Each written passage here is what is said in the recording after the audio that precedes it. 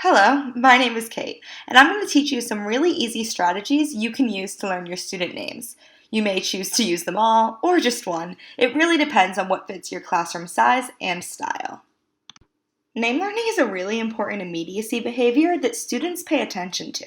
If you know their name, it will increase engagement in the class, and along with this, it will create a mutual respect between you and your students.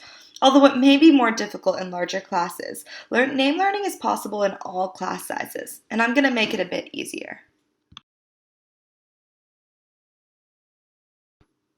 There's a good chance you already have to call roll call at the beginning of the class. It is super helpful to look directly at the student to see who called out and do your best to remember the name with the face. It's also helpful to take it a step further and put together a seating chart or roll call with photos. That way, even if you don't look up during roll call, you still know exactly who it is that you are calling out. The next tactic is focusing on learning the names of different groups of students. You may choose to focus on talkative students, quiet students, or students that stand out to you. This may be a really good tactic to learn students' names slowly and in really large classes where you can differentiate different types of students. Although you don't want to miss anyone, so make sure if you do this, you keep track of who you've already learned and who you still need to learn. Name tags sit at the front of a student on their desk. In a study done in a classroom setting with name tags, over 40% of students attributed the teacher learning their name to their name tag.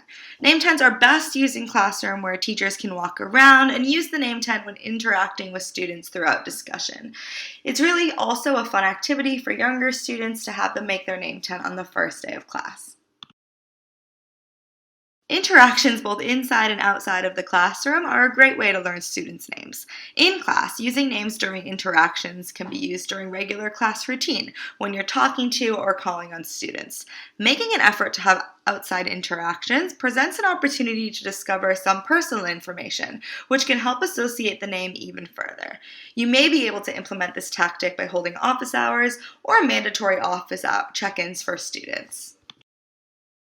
You now have the tools to become an expert name learner in any classroom setting. The only thing to really remember is that names are an extremely important thing for people on the LGBTQ spectrum. Remembering people's names and students' pronouns is also an extremely important part of building immediacy with your students.